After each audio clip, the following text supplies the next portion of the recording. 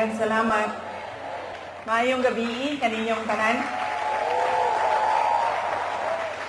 Palihog, manlingkod. Mga kaigsuunan kong Dabawenyo, ladies and gentlemen, mga kababayan, Assalamualaikum warahmatullahi wabarakatuh. Madayaw, umayong adlaw, kaninyong tanan, magandang araw sa inyong lahat.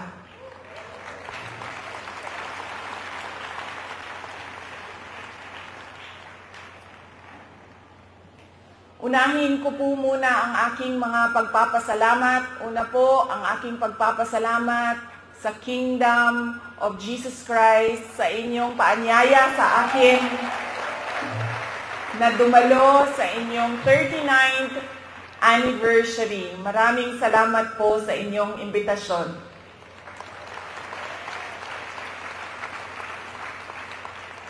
Pangalawang pagpapasalamat ko po ay mula po sa akin personal. Ang pagpapasalamat ko sa tulong ninyo, sa kampanya ninyo, sa suporta ninyo at sa boto ninyo para sa akin nung nakaraang halalan ng taong 2022.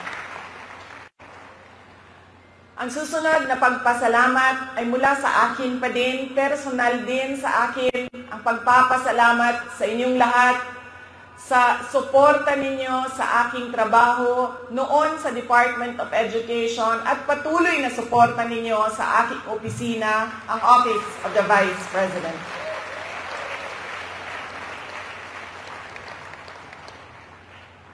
At ang huling pagpapasalamat ay mula po sa aming pamilya, ang pamilya Duterte.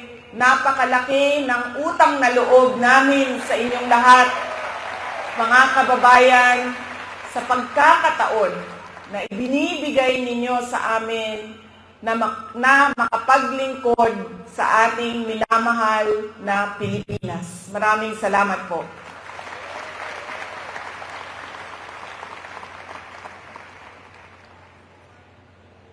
Nasabi ko na po,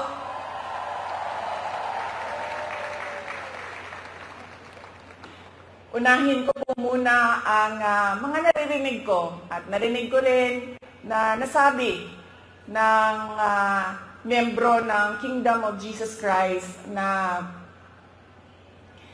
sala manggunitanan ni Inday Sara, unidagan pa siya presidente, dili ta magkalisod-lisod ani katong nasod.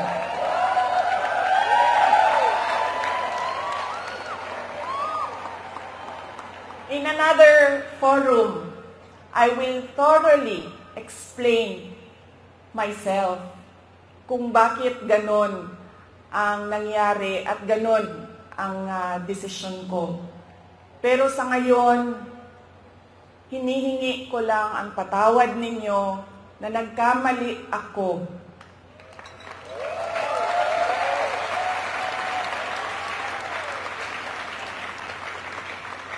Nagkamali ako sa paghingi ng tulong at suporta nyo para kay Pangulong Bongbong Marcos.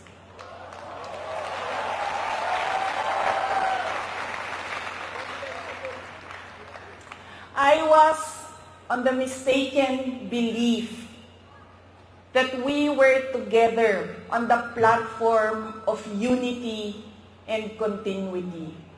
Nagkamali ako. Kaya hinihingi ko ang patawad ninyo.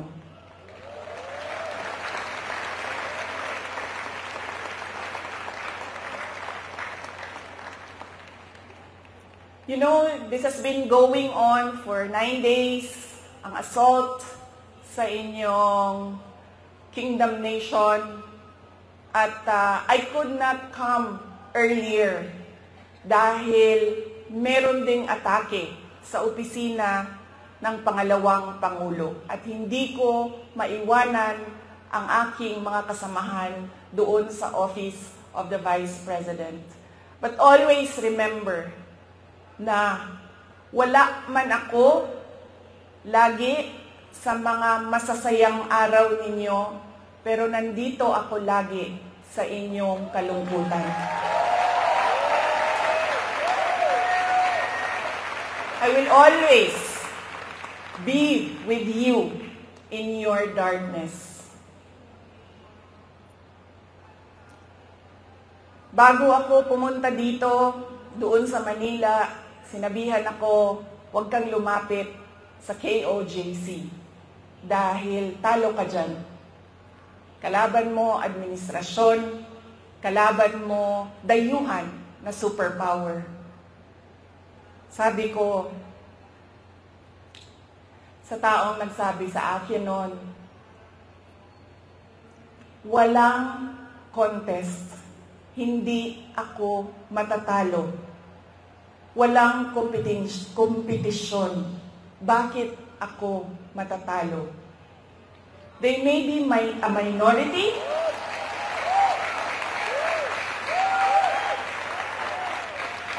they may only be 8 million around the world. Sabihin na natin na 6 million lang doon ang Pilipino, pero Pilipino pa rin sila.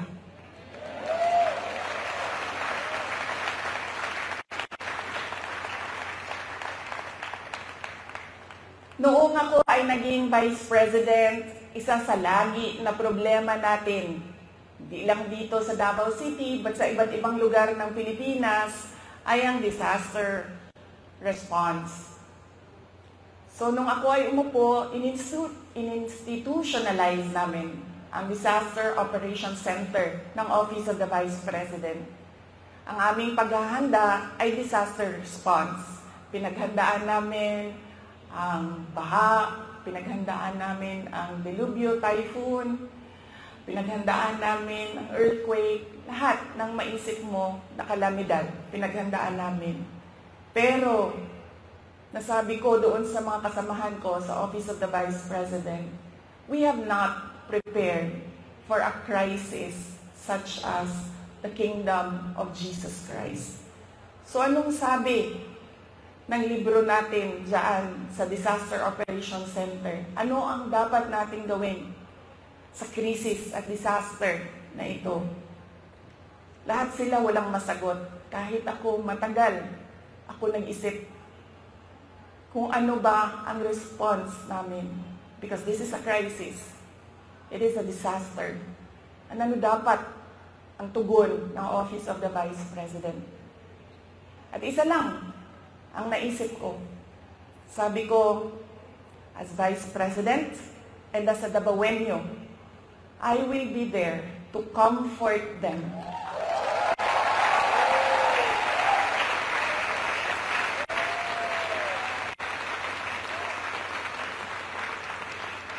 I have a moral obligation to assist them. If they feel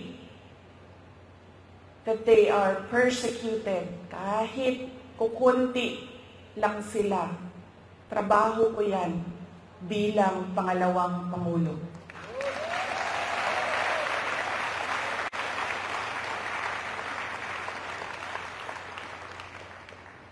Doon din sa amin, sa Office of the Vice President, sabi nung isang kasamahan namin, doon sa USEC namin, sabi niya, USEC, ano bang matutulong ko kay Inday Sara? Naaawa na ako sa kanya. Sabi ko, tinanong ako ng USEC, sabi ko, excuse me, hindi ako kawawa. Hindi tayo kawawa sa Office of the Vice President. Dahil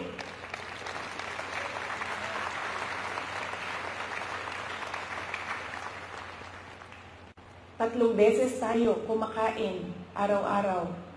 Kung gusto natin bumili ng leche flan, meron pang leche flan. At ayaw natin ng leche flan, gusto natin ng ice cream, nakakabili tayo ng ice cream. Sabi ko, ito personal ko na experience. Kaibigan ko, 47 years old. Sumakit lang ang likod. Anong sabi ng doktor?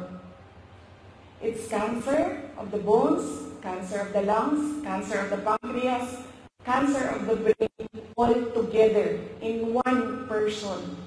At anong sabi ng doktor? 6 months na lang. Yun ang kawawa.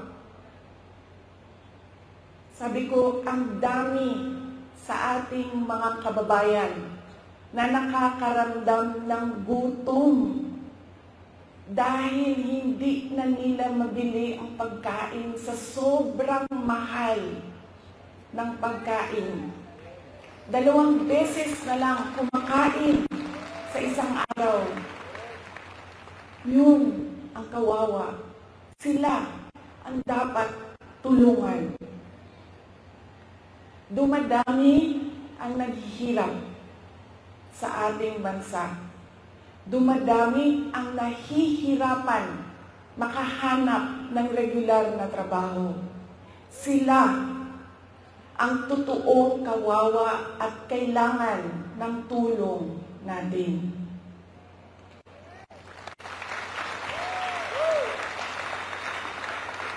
Ilang beses sa pag-atake sa akin, paulit-ulit ko sinabi, magtrabaho muna tayo.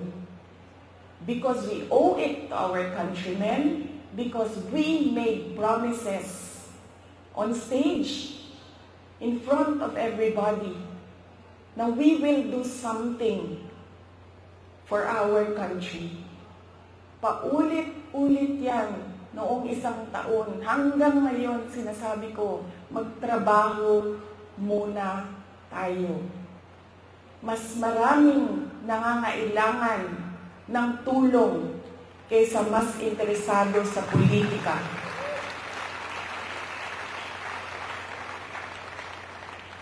Pero this night is not about me and my problems. Hindi ako kawawa. Mas kawawa ang mga kaibigan natin na natutulog sa tabing daan, gutom. Minsan, sa isang araw, wala na talagang kinakain. Sila ang totoong problema at totoong nangangailangan ng tulong dahil sila ang kawawa. This is about kingdom of Jesus Christ and the assault on the kingdom nation. Tandaan ninyo, hindi kayo kawawa.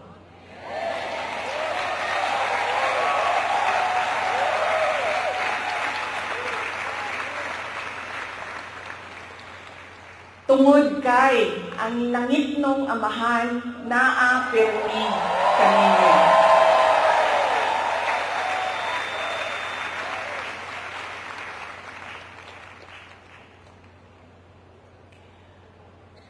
Noong isang araw, kausap ko yung SMNI President. Sabi ko sa kanya, Sir, bigyan mo ako ng update sa mga tao. Sabi niya sa akin, 3,000 kapulis, 4,000 kapulis, 5,000 kapulis, ilang ipadala dinhi sa Kingdom Nation. Nalisang na ang mga tao. Nangahadlok na sila. And then I said, mali nga malisang. Mali nga mahadlok. Kay bawo mo nga no? Gipadalahan mo og 5,000 kapulis na inyong istoryahon, na inyong ipasabot, na unsa na ang atong nasod, asa na ang rule of law.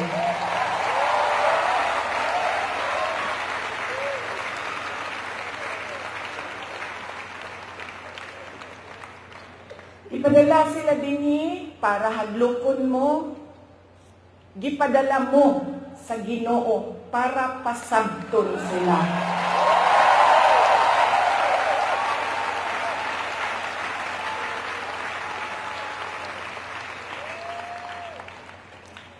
If they come from a place of violence, the Kingdom Nation is the expert on peace. Kay bawo mo, anak. Dabaweños, are peace-loving Filipinos. And in fact, dili lang Dabaweños, because the kingdom nation citizens can be found all over the country and around the world.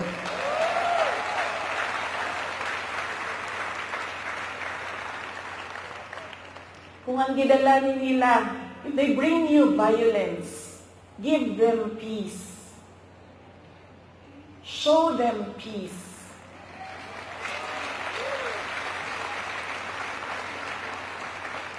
Make them understand that this is not about me and you.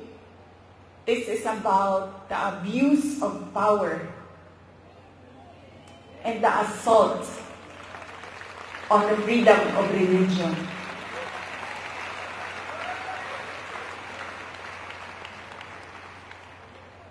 Violence, you have peace. Bullets and tear gas, what do you have? You have the words of the Almighty God.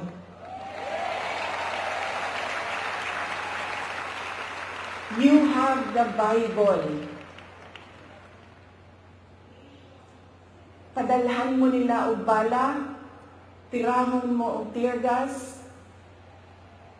Preach to them the words of God.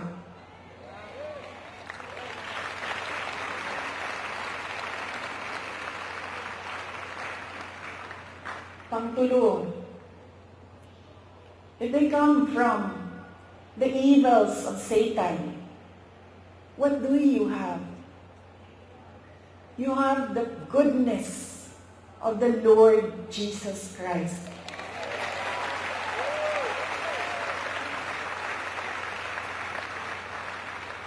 And always remember, kahit saan ka man pumunta, lahat nagsasabi, good triumphs over evil.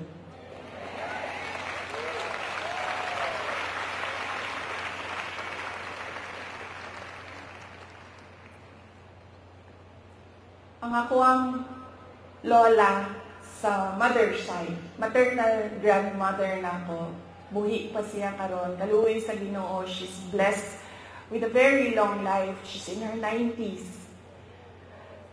Lumad sila dinhi sa Davao del Sur of Davao City, sa Padada, Davao del Sur of diri sa Davao City.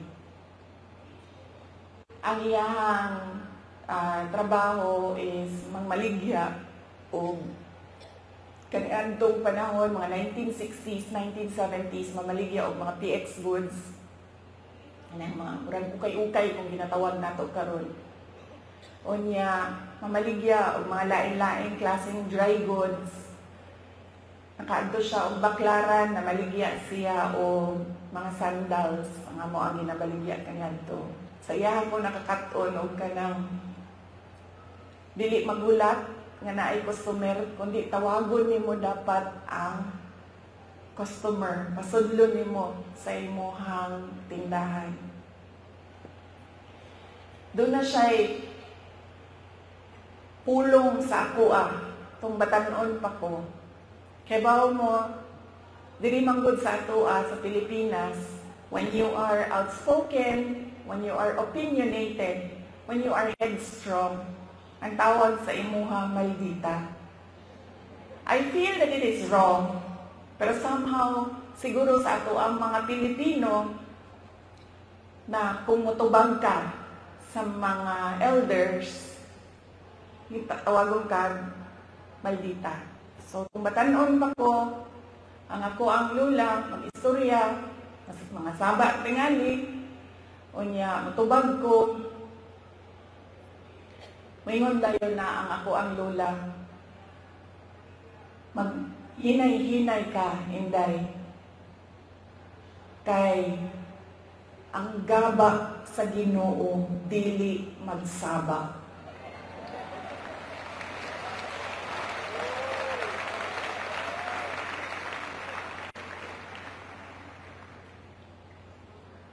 Through the years, while I was growing up, mao gid ako ang mahinumduman.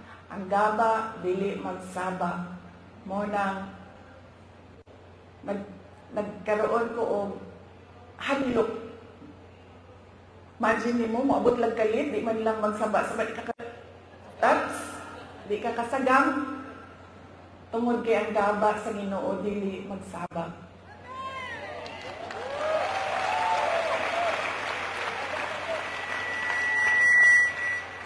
Motong kaganina, I know, dili ko makasulti when our preacher said, love your enemy. Nag-anak lang yun ko.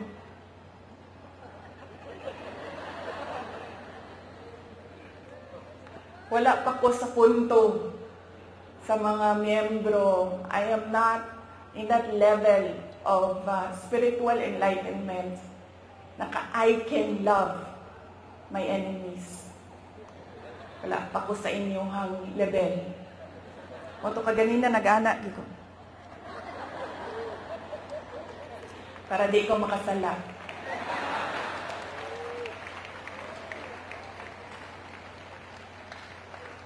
But you know, para sa ako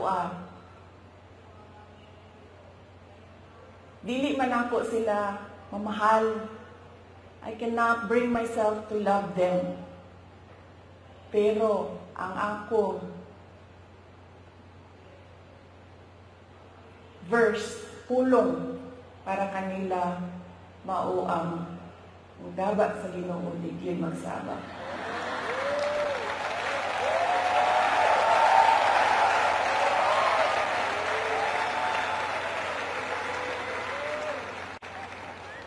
Paula siya ang prinsipyo sa ako ang lola ko rin.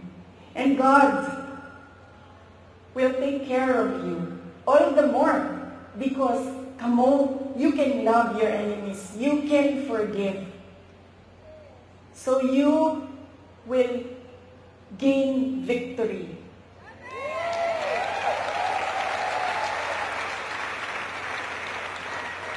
God will be there, will always be behind you, around you, above you, underneath you, to cradle you, to shelter you.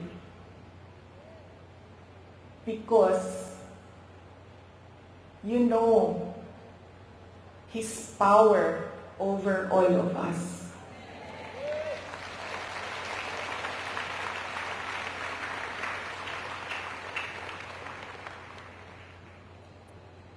Kaganina, nawala naman itong atuang ko ay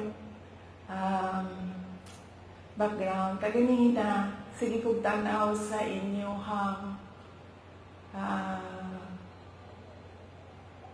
wall. And then, nakabutang dito, 39th anniversary. Nakauna-una ko na sa pagtuo sa mga inchik, malas magutang 9.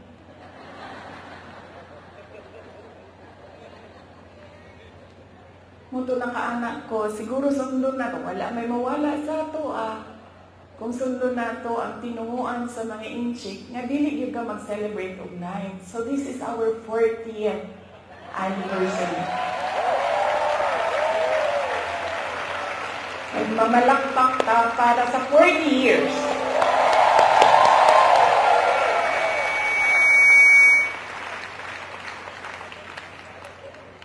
You have come a long way from 1 to almost or approximately 8 million around the world.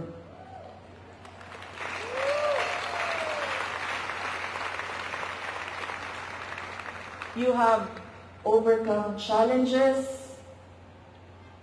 and every challenge made you stronger, made you more united. And we can see that now. There is another challenge before you, pero naang gihapon mo sa ngalan sa Ginoo.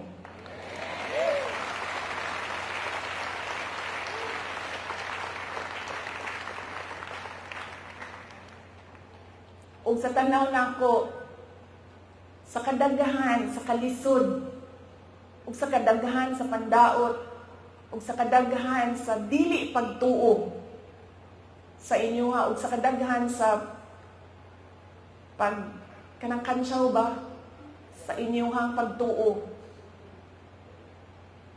I think you will reach 100 years or more.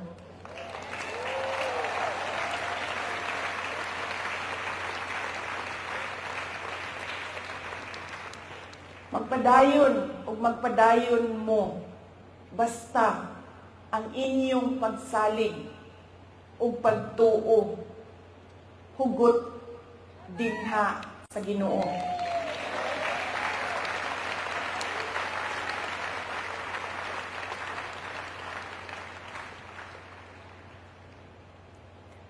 During COVID,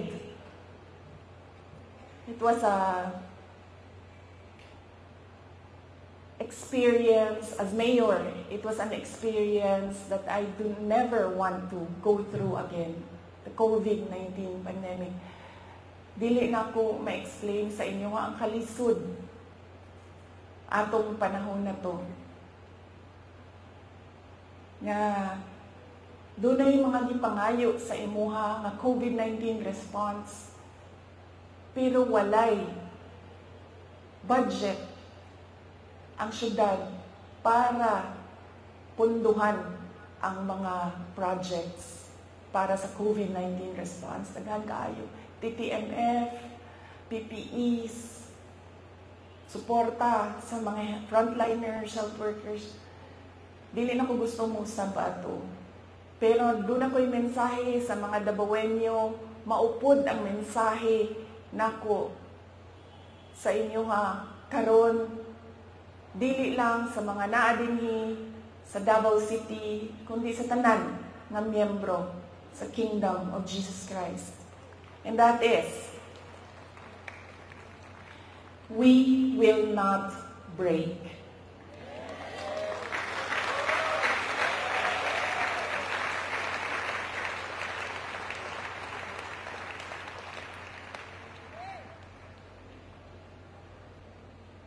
On my way here, kaganina, nag-ingon ko I will leave you with a verse. And nangita ko og verse, butang na ko dito, of being afraid. And doon ay isa, on top of the list, which will guide you, which will guide me, which will guide our countrymen through these dark times of our nation. And that is Psalm 23, verse 4. Even though I walk through the valley of the shadow of death, I will fear no evil, for you are with me.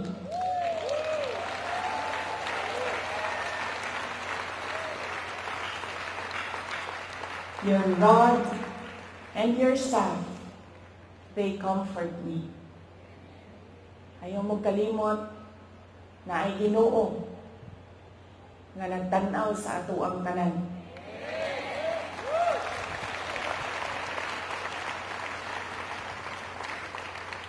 Og ang iyahang gaba, pili magsaba.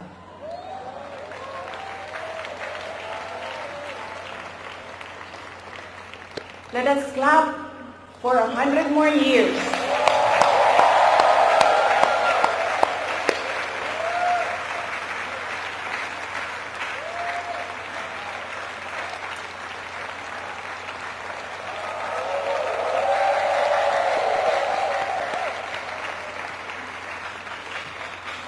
Ulitin ko ang aking kasiyahan na makasama ko kayo sa inyong 40th anniversary.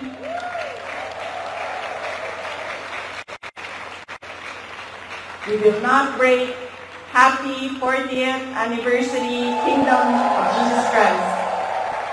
God save the Philippines.